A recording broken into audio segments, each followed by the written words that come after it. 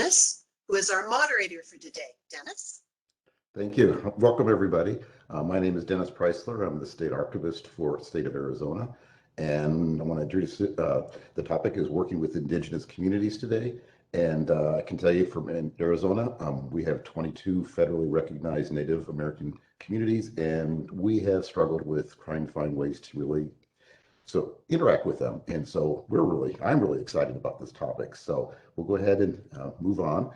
So we'll go ahead and introduce the presenters. Will be the first part of the webinar. Then we'll have the presentations working with Indigenous communities and follow up with the Q&A. If you have questions, please enter them in chat, and Lisa and I will monitor the chat room and bring up the questions, and then we'll finally finish up with upcoming programs and webinars. So we'll get started by introducing the speakers. Kellie Bower is the Native American Graves Protection and Repatriation Act Coordinator at the Alabama Department of Archives and History. She has a BS in Anthropology and a certificate in Museum Studies from Florida State University. She went on to receive an MA in Historical Archaeology from the University of Massachusetts, Boston, where she worked on colonial Plymouth sites. Kellie has worked in archaeological collections management for the Florida Bureau of Archaeological Research, the Fisk Center for Archaeological Research, and for the Plymouth Patuxet Museum. I hope I pronounced that correctly. Her research interests include issues surrounding repatriation, decolonizing methods and practice, and colonial Native interactions in North America. Another speaker is Jaimie Kicklighter. Jaimie is the collections archivist at the Alabama Department of Archives and History, where she primarily works on description and redescription of archival collections. Previously, Jaimie worked as a reference archivist at the Georgia State Archives and as a library technical specialist at Auburn University Library Special Collections and Archives. Jaimie has a master's in history and graduate certificate in public history from the University of Massachusetts Amherst, for which she took archives courses at Simmons LIS West, and a master's in library and information science from Valdosta State University. The next speaker will be Angela Fritz. Angela is the administrator for the Division of Collections at the Wisconsin Historical Society. Prior to accepting the position, she served as the head of the University Archives at Notre Dame, Hesburgh Libraries. Previous roles include interim head of special collections and University Archives at the University of Arkansas Libraries, assistant presidential diarist and archivist at the White House, and archivist at the Office of Presidential Libraries and Museums at the National Archives. Fritz has a bachelor's degree in history and political science from the University of Iowa, a master's degree in library and information science from the University of Wisconsin-Madison, which happens to be my alma mater as well, a master's degree in American history from the University of Wisconsin-Milwaukee, and a PhD in American history and public history from Loyola University. And I don't have a bio for Rebecca, so when she goes on, she can go ahead and introduce herself. So with that, I'll go ahead and advance to the next slide, and I'll turn over control to our speakers. Thank you so much, Dennis. And thank you to the Council of State Archivists for having us. Like Dennis said, I'm Kellie Bower, and I'm the NAGPRA coordinator at the Alabama Department of Archives and History. I'm here today with my colleague, Jaimie Kicklighter, who's a collections archivist, also at the ADAH, to discuss our experiences in working with Indigenous stakeholders. So we'll go ahead and get started. First, I'd like to give you all a brief background of the archives. So we refer to ourselves as ADAH, and we'll talk a little bit about how this project that we're going to discuss got started. So the Alabama Department of Archives and History was founded in 1901 by Thomas M. Owen, and it was the nation's first state-funded independent state archives agency. We're located in Montgomery, Alabama, right across the street from the state capitol building, and our core mission is to identify, preserve, and make accessible records and artifacts of enduring historical value to the state and to serve as the official repository for records created by state agencies. So this mission includes stewarding and providing access to government records, special collections, and also to act as a state history museum. Our archivists and curators work in close collaboration to preserve and interpret a wide breadth of materials in multiple formats. So we're kind of a little bit of a different agency than a lot of state archives are. We have a archival component and also a 3D object component, which is kind of cool. So in the early days of our agency, the leadership took an interest in and saw the great value in our state's archaeological resources, which led to the Alabama Anthropological Society. This was founded also by our founder, Thomas Owen, and the goals of the AAS included researching and documenting Native American sites throughout the state and securing a collection of artifacts for exhibition and research at the ADAH. So the AAS's efforts focused on Creek Indian sites in central Alabama. Over the next 50 years, and this is in the early 20th century, the Society recovered and donated over 300,000 artifacts to the ADAH that represented over 150 archaeological sites. So it's a lot of material. One of their primary collecting methods was to probe for and excavate Native American burials, which often contain, obviously, funerary objects. And we're going to get into that a little bit here in a minute. The documentation techniques varied amongst members. Some members recorded data about their excavations and findings in card catalogs and in burial records. General records of the organization were also kept and are here in the ADAH's archival collections. These include meeting minutes, correspondence, reports on outings, and other materials that provide site and artifact information. So there's a wealth of data included in all of these records. Thomas Owen, our founder and founder of this organization, died in 1920, and Peter Brannon, who was an early ADAH clerk and curator, succeeded him as president of the AAS. In the following months, Brannon began publishing Arrow Points, a monthly bulletin, sort of academic, sort of not, that documented the Society's activities. Arrow Points contains significant site and artifact information and serves as a valuable tool in reconstructing the collection's origins. By the early 1940s, field activities for this group stagnated and the Society gradually disappeared. So that's just a little bit of a background of how we got the collection that we have. And now we'll get a little bit into NAGPRA. So what is NAGPRA? It was enacted in 1990. The Native American Graves Protection and Repatriation Act provides a process for museums and federal agencies to return Native American human remains and certain cultural items to lineal descendants and culturally affiliated Indian tribes. It requires extensive reporting on collections and consultation with federally recognized tribes to determine the disposition or placement of materials that will be repatriated, fancy word for returned. And your institution probably does not have responsibilities under NAGPRA. If you do not have human remains, funerary objects, or other culturally significant items, you're not subject to NAGPRA. But there are other laws and ethical obligations that all collecting institutions have a duty to consider and to comply with. So today, we would like to invite you to think about your agency's responsibilities to evaluate and protect whatever culturally sensitive information your collections may hold, and to consider how your agency can build relationships with and serve Native American populations. We're using NAGPRA as sort of an entry point for which we can kind of expound upon what are our ethical obligations and what services should we be thinking about and providing to Native American communities, which are traditionally, really underserved. Okay, move forward here, the slides. Thinking about it. Okay, so a little bit about the archaeology side of this. I'll try to keep this brief. So in preparing to produce the required compliance documents and conduct consultation for NAGPRA involved a massive project to improve intellectual and physical control of the archaeological collection. So we house over, like I said before, over 300,000 archaeological objects, and the paper catalog records that accompany these materials are massive. We needed some level of updating and digitization of literally all of them.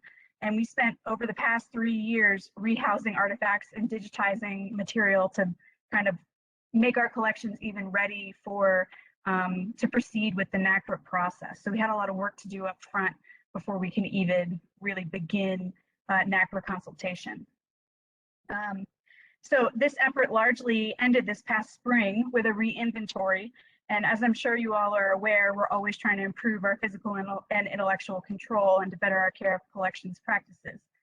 As part of this project, we wanted to assess our archival holdings for pertinent data that might be able to be connected back to the archaeological material. In that process, we realized how much untapped data and sensitive material we housed, and that we needed to implement access protocols to protect that information. So how did we do that? Our first step was to identify and survey our holdings for archaeological and cultural information. Some collections were obvious candidates for review, and others really were not. This was not as straightforward as one would think, and it's a process that's going to continue here as resources continue to be discovered within our collections. So these are just some examples of some of the materials that I was talking about before. You can see some of those old card catalogs and also drawings and the cover of that periodical arrow points that I was talking about. So we spent a lot of time kind of thinking through, like, where would this information be? Where would the documentation be? And, you know, it was from everywhere that would be obvious, like the field records of that organization that collected the material, all the way to state geological surveys and, you know, various other private record holdings. So we really had to kind of get creative, and I'm sure that there are going to be things that we continue to discover into the future. So what was our process? So the first thing we did was identify resources and create a digitization priority list. We did this through both a physical and digital survey of our collections. So a lot of it was me literally opening up hundreds and hundreds of boxes, kind of pawing through them, figuring out what was in them, and then kind of thinking through where else could I find materials. After that, we set out to digitize the material that we felt was the most important to our project and the most potentially culturally sensitive to Native groups. We'll talk more about what the sensitive material was in a minute. We knew that we needed to somehow make all of this data accessible and useful, so we set out to create categories and identifiers that served as crosswalks, you know, across these documents from all different time periods, you know, ranging from you know, the early 1900s all the way into the 1980s and 90s. Obviously, you're dealing with, you know, very different types of material. So next, we did some analysis. Is it a photograph? Is it a letter about plans to excavate a site? Is it a scholarly report or journal about our collection? What are key words or descriptors that we could use to describe this material? Let me transition here. So what we found is that Microsoft Access fit the bill for this project's purposes, and is also widely available as part of the Microsoft Access suite, meaning that many tribal officials that we would eventually want to share this with will probably already have access to or be able to easily get this program, and that was something that was important to us. Finally, we were able to build a simple database that could grow with the data. After the onset of the pandemic, we actually received NEH CARES funds to be able to complete some significant steps toward building the database and also processing some really key collections. So we're really thankful to NEH for their help and support on this project. And here's just, you know, a page out of one of the database tables, so you can kind of get an idea of what we're looking at.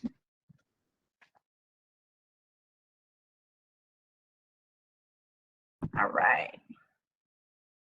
So in talking about laws and ethical codes, did you know that there are many state and federal laws that protect archaeological resources? And these aren't limited just to sites and physical objects, but also to information about sites and their locations. Institutions holding this kind of information have a responsibility to protect this information from getting into the wrong hands, namely the hands of looters. There are many people who purposefully dig up and therefore destroy archaeological sites for their own personal interest or gain. These folks aren't always malicious or fully understanding of the harm that they're doing, but preventative measures must be taken to try and protect these non-renewable resources. Believe it or not, you as archivists can play an important role in doing that. So here are some links, and I'm sure we'll be able to share this PowerPoint. These are hot links that will take you to commonly used or cited laws that pertain to archaeology and historic preservation, and can be used to kind of back up your justifications for restricting material. And also there's a great guide down at the bottom there that's out of the National Park Service. And also don't forget to check your state antiquities laws as well. A lot of times there are laws that pertain just to, you know, your state that can be helpful. If you don't know where to start, contacting your state historic preservation office or your state archaeologist can really be a great place to get some of that information. All right. So there are also ethical codes to consider, right? As preservationists, we don't just do things because we're required to by law. There are numerous codes of ethics or guiding principles for most disciplines that underpin how and why we do what we do as we care for and provide access to collections. The Protocols for Native American Archival Materials is a great resource for familiarizing yourself with some of the issues surrounding Native American materials, and then can also serve as a primer to get some of those important internal conversations going on at your institutions.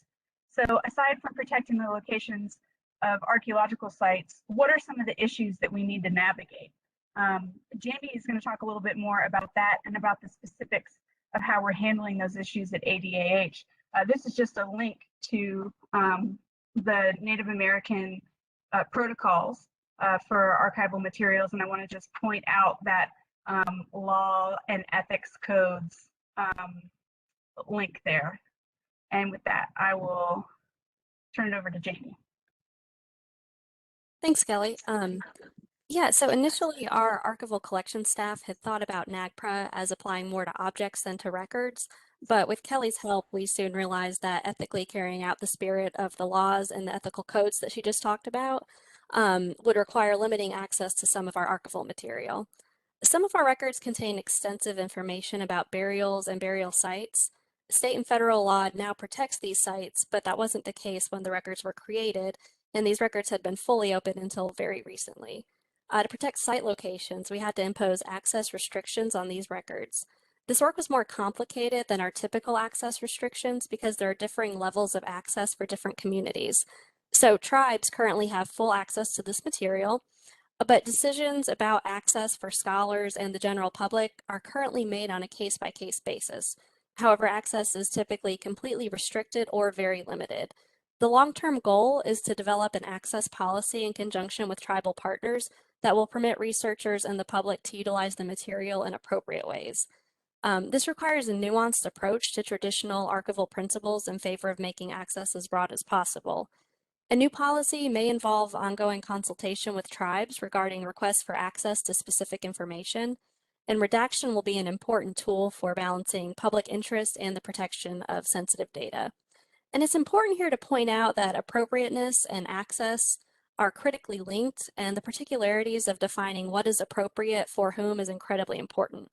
Providing access to site information to the wrong person can end in looting and destruction of unrenewable archaeological resources, as Kellie mentioned earlier. And as for information that's considered culturally and archaeologically sensitive, this is hard to define without working with tribes and archaeologists in your region. Contacting the tribes is a great first step, and on the slide we have listed some of the more common types of information that can be considered sensitive. All right, thanks, Kellie. And Kellie identified a total of 13 archival collections that needed access restrictions. A small number of these collections needed to be entirely restricted, but for the other collections, Kellie was able to identify down to the box or sometimes the folder level exactly where we needed to restrict access to material. And at ADAH, catalog records are the means by which our researchers can search our archival collections, so we made some updates in those records to reflect these new access restrictions. Kellie and our colleague Robbie Elmore, who is the NAGPRA collections curator, were willing to handle research requests for those collections that are restricted in their entirety. And they work with researchers to permit access to the fullest extent possible while still fulfilling our commitment to legal and ethical stewardship of this material. So researchers can see a description and inventory for these collections in our catalog, but the access note directs them to contact Kellie or Robbie to access any part of the collection. And I do want to note that this is an interim policy subject to revision as we go through consultation in the next couple of years. Now, catalog records for those collections with some identified restricted boxes and/or folders have access notes describing the collections as partially restricted. They also contain links to a restricted materials list specific to that collection so that researchers can see exactly what material they will be required to request access for. And as you can see from the image, they're directed to contact Kelly or Robbie for access to only the restricted portions of these collections. Descriptions of archival collections containing Indigenous material is also subject to our ongoing work in conscious editing of collection descriptions, and we're still in the early pilot stages of this initiative, but we're working to develop procedures to ensure accurate and respectful description of material from historically underrepresented or marginalized groups, including Indigenous material. And I'll turn it back over to Kelly. Thanks, Jaimie. So working with tribal partners, in addition to enhancing our museum collections work and our NAGPRA project, the archival component of this project has helped instill confidence among Indigenous stakeholders in our commitment to compliance, not just with the letter of law, but also with the spirit of the law. So here are some helpful tips for how to create cooperative and positive relationships with tribal officials. I would really just recommend providing transparent information about what you have in your holdings that may be of interest or even problematic. This was really key for us and actually engendered a couple of conversations with tribes where they were like, oh, we didn't know that you had that. We have a research project going on and it would be great to have access to those materials. So that was really neat to be able to kind of provide access to our tribal partners to things that were helpful to them that they didn't even know that we had. I would also provide routine updates on the progress of your work, and I would, from the very beginning, inform the tribes of your intentions to collaborate with them, and I would be specific about the work that you're setting out to do and about how you would like their input at every step of the way.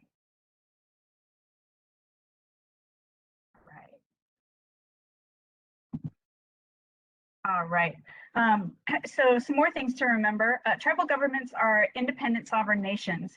And there's a variety in ways in which they are all independently organized.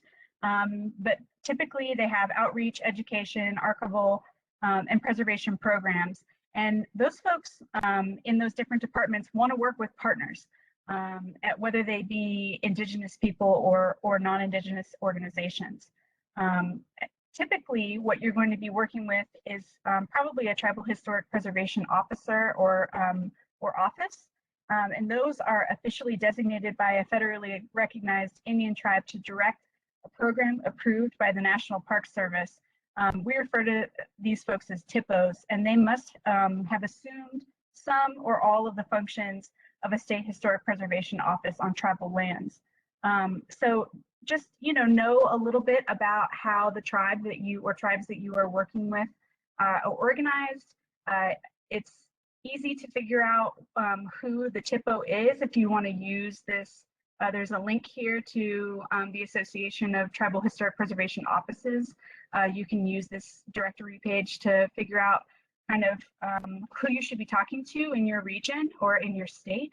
And just remember that these organizations often have their own archival holdings, their own museums, their own research questions, and that they want to be in contact with and work with other folks. And don't be afraid to ask questions about how things work within tribal governments or within a specific office of a tribal government. Just make sure that you do so in a respectful manner. All right.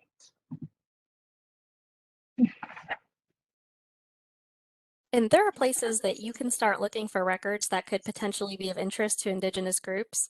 State Historic Preservation Office and state archaeologist records are likely to have this type of material. There's also a strong chance that amateur archaeology organizations from the late 19th and early 20th centuries have Indigenous material in their records, and our experience is that a lot of information about and photographs of burial sites may be included here. We have a large collection of state publications, pretty broadly defined, and we found content related to Indigenous groups here also, specifically for us within publications created by our state geological survey and the University of Alabama. It's also possible that you know of people and groups represented in your state's collections that are likely contenders to have Indigenous material. So for example, we knew that one of our former directors was active in state archaeology clubs, as Kellie mentioned earlier, and we found a great deal of Indigenous material that needed restricted access in his papers. Questions to consider as you're doing this work include how this material might serve to facilitate outreach to Indigenous groups. Kellie and Robbie have been able to alert tribes to the presence of material in our collections that they weren't aware of, but were very interested in, as Kellie just mentioned. They've also been able to tailor some of the search tools they produced internally so that tribes will eventually be able to utilize these in their own searching. And this is also a good time to look for confidentiality concerns that need addressing. If, like me, you are not an expert in laws and ethics surrounding stewardship of Indigenous material, you may find that you need to consult someone who is.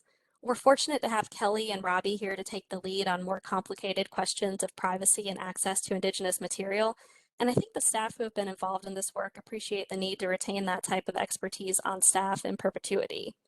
As many of us in the archival community are working to implement reparative descriptive work into our workflows, this is also a good time to ensure that the language used to describe Indigenous material is appropriate.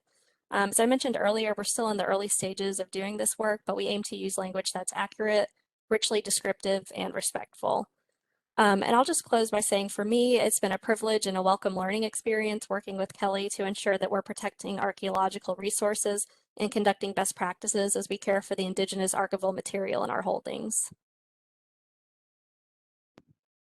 Thanks, Jaimie. And I would like to echo that sentiment. It's been a real learning experience for me, and it's been a pleasure working with you and other archivists in our building. We'd like to thank all of you for being here today. Please let us know if you have questions, and please feel free to contact us if you need help or resources or just need to be pointed in the right direction. Thank you all.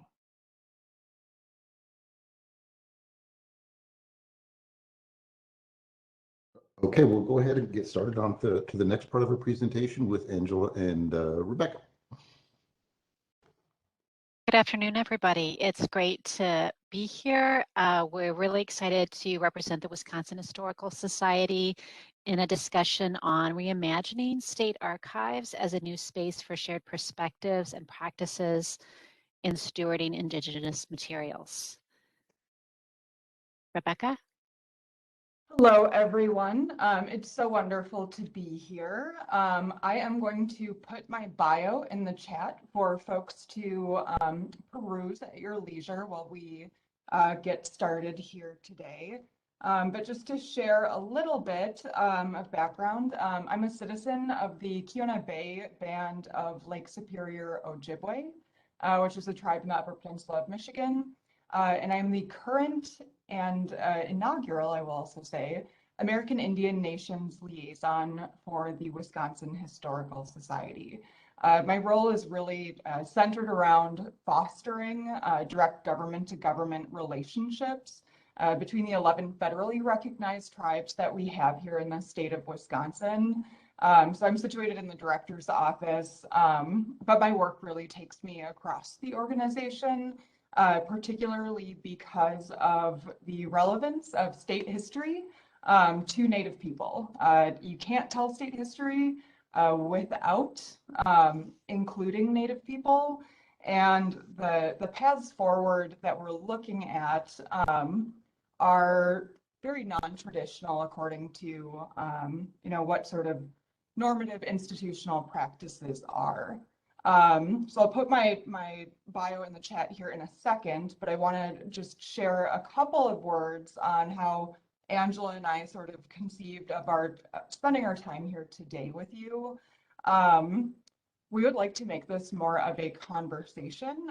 So Angela is going to act as a bit of a facilitator and using her expertise as an archives professional to try to sort of tease out some of these situations and relevance that you may encounter when diving into this work. It's easy to look at, the wonderful resources that are out there, like the protocols on Native American archival materials, wonderful starting points.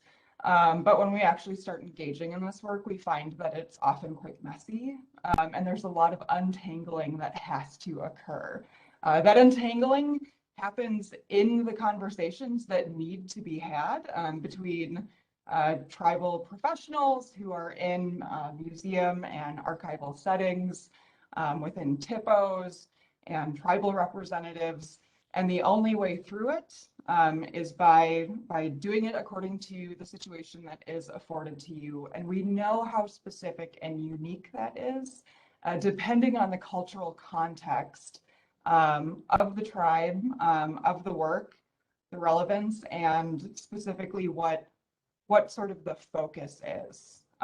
In Wisconsin, we have 11 federally recognized tribes, but we also have one tribe, the Brotherton Nation, who is not federally or state recognized. So we often use the number 11 and 12. They're both correct. But among the 12 tribes that we have here in the state, they speak 6 different languages from 3 different language families. So when we look at the diversity within our state, it's really representative of the continental diversity in many respects that you find among Indigenous cultures in North America. So when we're working with the Ho-Chunk versus working with the Ojibwe bands, we have to reconsider things that might work for one but not work for the other. So please, as Angela and I sort of dive into the conversation, if you have thoughts that you want to share, if you have questions, please actively use the chat for that, because it is just as important that you are participating with us as the conversation that's occurring between Angela and I. So with that, Angela, I'm going to turn it back over to you. Thanks, Rebecca. To start our conversation off, based on your experience, Rebecca, why are state archives so important to American Indians and Indigenous communities? Specifically, can you talk about some of the current issues facing American Indians? Yeah, so one of the things that to use, I don't want to be terse about it, but it has become popular, is the focus on American Indian boarding schools, particularly with what's been happening in Canada, and it's triggering a lot of action, very necessary and very needed action here in the United States as well. When we look at trying to reconcile as Native people with issues related to historical trauma, and how intricately that is tied to both state and federal governments. The government documents and roles and lists, but also records relating to things like boarding schools, county or local petitions. There is a very important story of our nation that is tied up in all of those materials.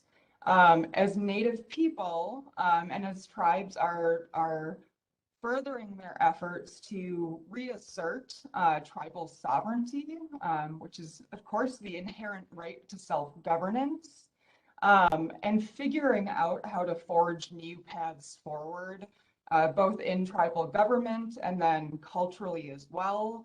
On this healing journey, it means that we have to be able to better account for what happened, meaning we have to be able to understand it. So the documentation that is contained within archives is critical for that, because it is not only important for Native people and sovereign Native nations to understand, but it is also of critical importance for non-Native people, and particularly states and state-run institutions, to understand how they're implicated in these things as well.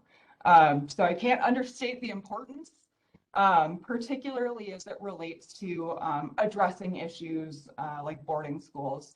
The last thing that I'll say on that as well, what's going on in Wisconsin right now, and I've been on the phone all week, getting calls from Indigenous researchers and Indigenous professionals who are trying to get ahead of any potential efforts to initiate investigations into the boarding schools that we have here in the state of Wisconsin. So there are 10 in operation in Wisconsin, and the tribes have collectively said, we're not going to wait on the federal government to take action if they do.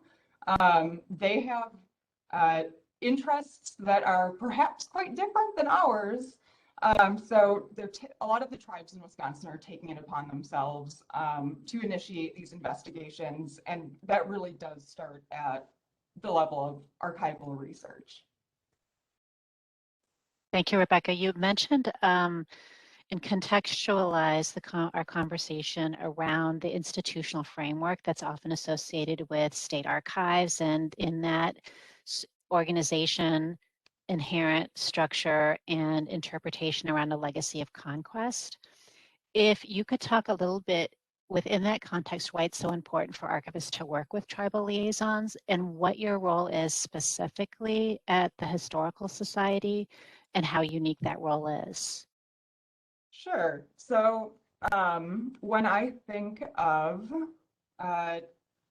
my ability to come to the table and really serve as a liaison, it is actually of critical importance. I think that I am not a trained archival professional, particularly because something that I've observed since I've been in this role, and I've been here about 3.5 years at this point, is that oftentimes the sort of professional practice and norms that dictate, how you operate in terms of processes, accessing material, and I absolutely appreciate and really enjoyed the presentation prior to ours, so thank you for that.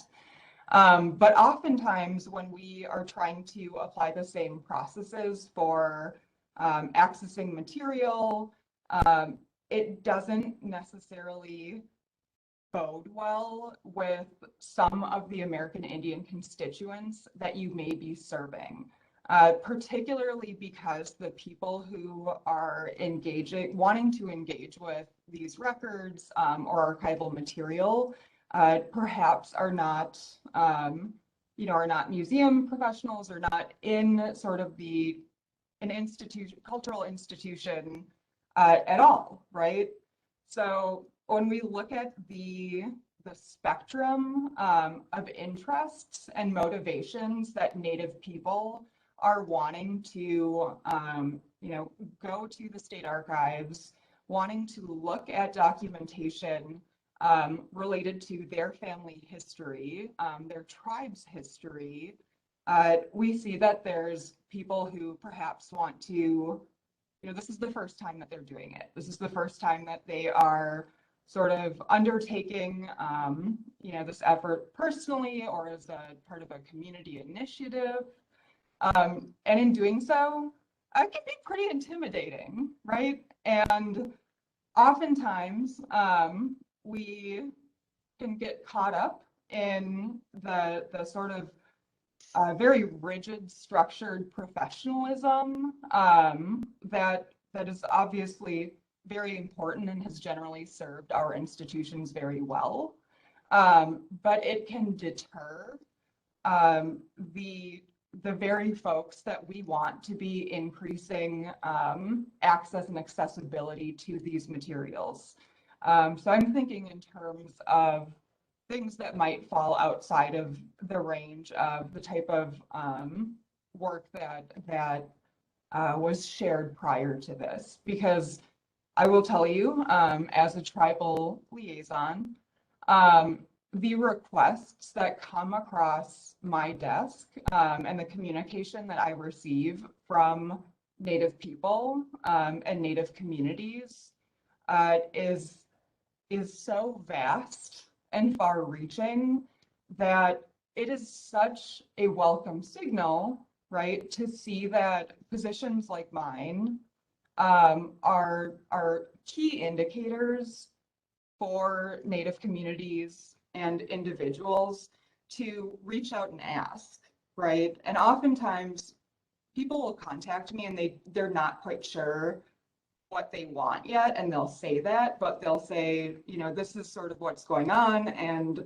you know, if the Wisconsin Historical Society, you know, if there's resources or you're able to help, please, you know, can we chat sometime? And that opens a door to, again, be engaging with a broader range of Native audiences that really sort of breaks down the barriers to even starting these conversations and then getting sort of into the archival material themselves.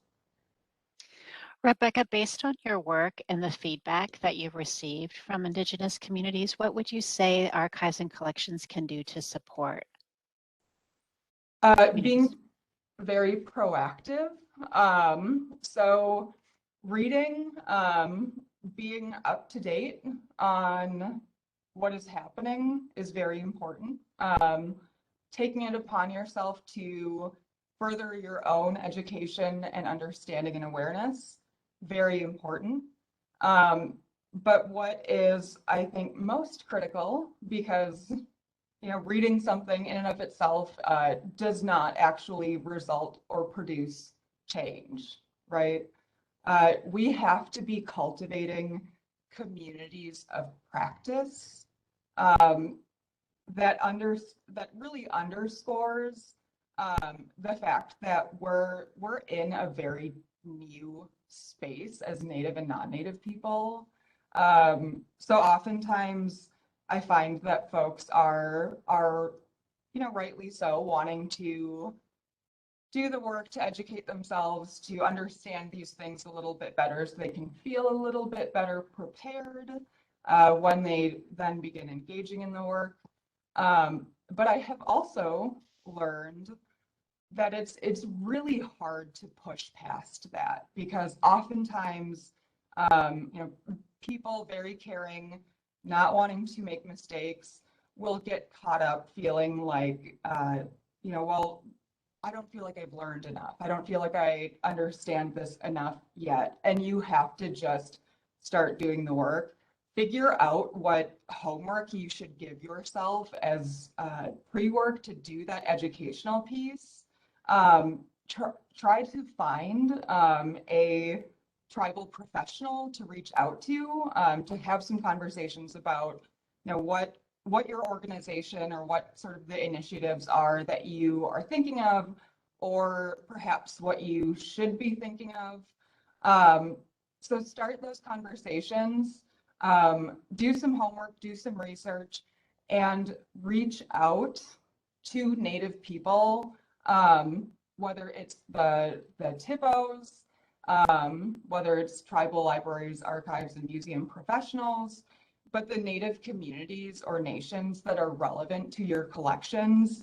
Be proactive in reaching out to them and say that you are interested in serving their needs, and you would also like to understand what their needs are, because that's ultimately going to be sort of at the heart of it.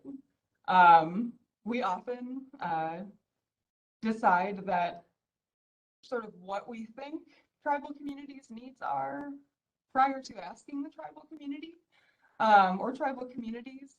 And I think we just have to be reminded that, you know, it's not a one size fits all, and priorities and needs sort of change. So being very cognizant of checking in on that, and at least fostering that ongoing and sustained communication.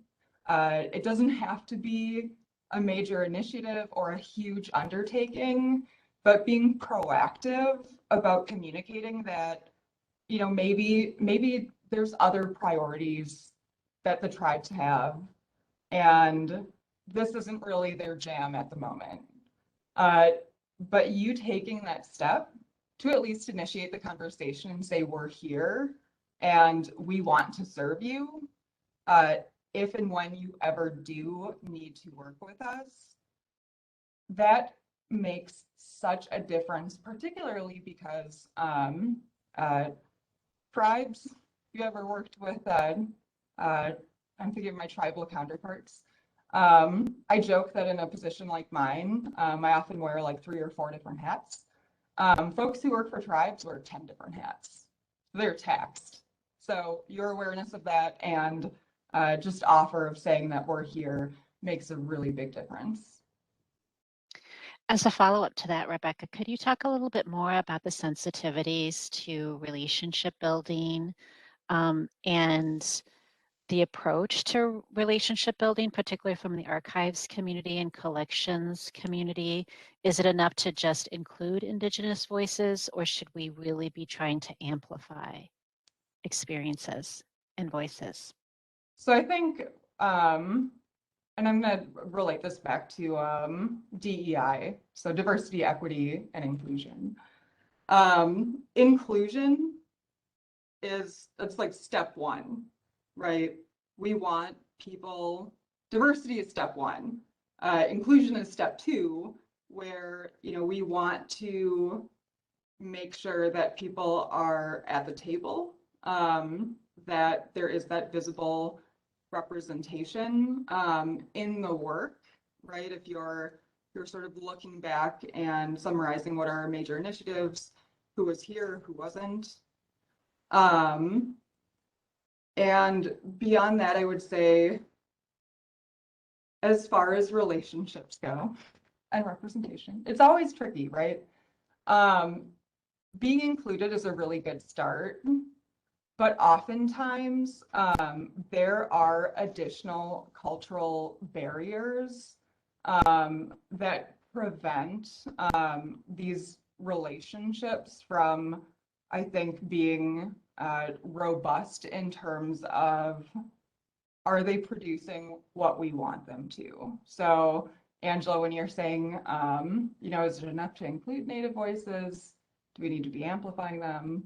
I think that the goal is always making sure that you're understanding what the needs are of Native communities and Native people according to how they understand them, and then amplifying voices by essentially demonstrating that you are hearing what the needs are, how they want to be served, what serves Native communities and what doesn't.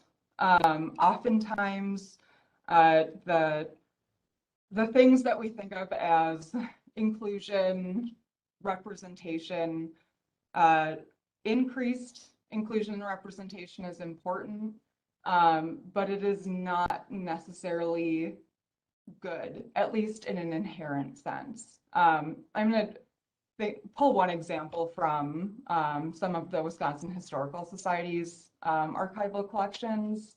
So I think of our image, digitized images, WHI, and as a Native person, and I've had some interesting conversations both on the side of speaking with tribal elders about this and with collections, folks from collections and colleagues. This is a great example of where inclusion is not quite enough, and amplifying Native voices would look very different. So if we look at the photos that the Historical Society has of Indigenous people and communities, those historical images are very much telling a story of erasure and othering, in the sense that they reflect all of the sort of like bad things or tragic narrative that is so often assigned and doled out to Native people. Native people are often not identified. The specific individuals are often not identified in those photos. And they tell a very different story, for instance, than what my family photos tell. So you can see behind me in my virtual background, I have a family photo. this is my mother as a baby, my grandma, and my Uncle Manny. My mother grew up on the reservation. I did not grow up in my community. I say I leave home to go home. And my mother grew up without running water, plumbing, dirt poor, 2-room house. All the kids had to lay horizontally on the bed. And my mom talks about how, you know, she loved the radiant heat from the wood stove, but you could still see out of the slats. Like you could lay on the bed and look outside with the slats. But the family photos that I have, they don't show that poverty in the way that the WHI collection really is sort of focused on the poverty and plight of Native people. And so this tribal elder, when I was talking to her about our images in particular, she reiterated to me something that I had felt but I had not articulated, which is just how strongly the historical images that the society has in particular feed into and perpetuate historical trauma. It is so painful for Native people to see a lot of those images being included in whatever material we're doing, right? Because it really still is a story of erasure. And so when I'm talking about representation in the sense, not only in, you know, who are you working with? Are you having these conversations? But then in the actual collections as well. So amplifying Native voices to me, right? In who you're working with, right? Who you're representing, that's about understanding like what are their needs. Let's make sure that we're checking in and that we understand them. And if we're not doing that, then you might have Native representation in your work, but you're not amplifying Native voices. And then as it relates to your actual collections materials, you might have images of Native people that were taken largely by non-Native people that objectify the poverty and squalor that you often find in reservation communities. Or if you amplify Native voices and historically, right, historical Native voices, to me, that would be like expanding your collections to say include more like family photos that you can identify the individuals in them. And it tells a different story about joy, about community, about love, about family, because Native people, like everyone I know, right, in my community, like everyone's got photos like this. And the photos that I see of my family and friends, like on the reservation, our old family photos, they tell a very different story than the image collections that we have here at the Society, for example. That's a great example, Rebecca. Fortunately, we're out of time. I wanted to that was a springboard for me to ask you about Indigenous family history and genealogy, but unfortunately, we just have 5 minutes left. Always to be continued. I know, exactly. Any additional thoughts, Rebecca, before we I am a close? chatterbox, so I think my chatterbox is full. So I'm going to leave it to you, and if any folks have additional questions that they want to jump on and ask or put in the chat.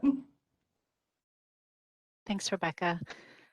Lisa, I think we're opening it up, right, for questions across the presentations. That is Yes. correct. So if anybody has questions, now's a great time to ask. And Dennis, do you have a couple of questions? Yes, I've got a couple questions that are seed questions. One is, how might your access restrictions evolve as you do more consultation with tribes? And I think this question goes more to the first group of presenters, Angela and Rebecca. Oh, I'm sorry, where were the second?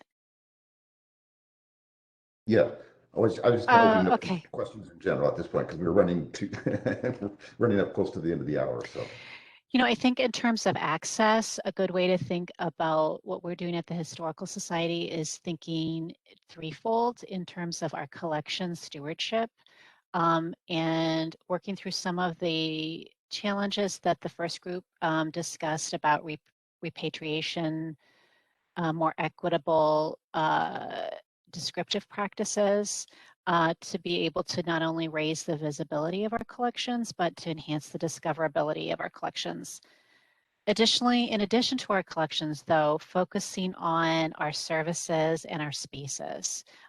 So we didn't have time to talk about this in our presentation, but expanding our genealogy services, for example, and workshop and resources to be able to expand what had been traditionally European focused genealogy classes, to expand those into understanding and being able to navigate Indigenous family history, expanding our spaces with our new offsite storage facility and a care suite, but also thinking more inclusively about our staff and representation on our staff to be able to build relationships. Rebecca's work as our American Indian Nations Liaison has been amazing. It's been an opportunity not only to engage with communities, but to raise our own cultural competencies across the Historical Society. In addition, we have posted for a new curator of American Indian collections, which is a first position, a first of that type of a position for us. And so we look forward to continued inclusion of our staff and being able to learn from so many new individuals in these really key positions. So again, a combination of not just collection, shared stewardship, but also understanding how we manage our spaces and services and making those inclusive as possible, and also focusing on our staff and creating a more inclusive staff so we can all learn from each other. Rebecca, did you want to add to that? I think you did a wonderful job. I have nothing else to add. Kelly or Jaimie, you have anything to add? I think that was a great answer. I would say the same goes for our situation at ADAH. You know, I think that access is something that's going to be continue to be refined as we work with Indigenous people and figure out, you know, together how to navigate who has access to what. And if that means that, you know, counterintuitively to sort of traditional archival practices, that access becomes narrower and narrower to the general public, you know, then that's the result of that. So we're just interested and looking forward to, you know, continuing that process here at our institution. Yeah, and I'll just add to that too and say that I think for the archival staff here, you know, we talked about how we did sort of a tiered approach to access that we hadn't really done before.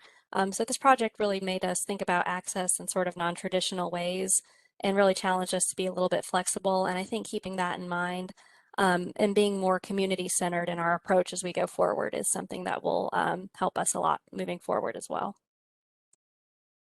Great, thank you, everybody. This has been a really fascinating presentation, and I know we could go on longer and talk more about this stuff, but we're at the hour, and I think, Lisa, you've got a few announcements that you need to make to wrap things up.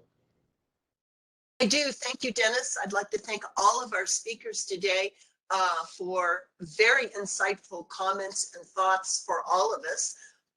And we hope if you enjoyed today's webinar that you'll look forward to future upcoming webinars. And we've got some shop talks coming up with a couple of our major sponsors. And they are always willing to share with us some of their new projects. They're not sales pitches. So we do hope you'll consider signing up for that. And then in October, we're going to have the video release of a new In Conversation. And this is with Dr. Catherine Skinner of Edutopia. So we hope you look forward to that. As always, there are lots of ways to contact us, and we hope that you will as we go forward. We appreciate hearing from all you, and we appreciate the comments. And finally, of course, we couldn't do any of this without our sponsors and funders. So if you work with any of them, thank them for assisting us in CoSA and helping us make all of this stuff possible. Finally, we do have an evaluation after the webinar, and I hope you'll take a moment to fill it out. The answers really do help us as we try to put together new projects and new topics, and we'd love to hear what you liked and what you didn't, so we can bring you more of what you do like. So with that, everyone, thank you so much. Ladies, thank you for your presentations. Dennis, thank you for being our moderator. We will, yes, and somebody asked if the webinar, it was recorded. It takes a couple of days for us to get it up, but then it'll be available so you can watch it again or share it with your colleagues that weren't able to be with us today. So thank you everyone for attending, and we'll see you at the next CoSA webinar. Have a great day.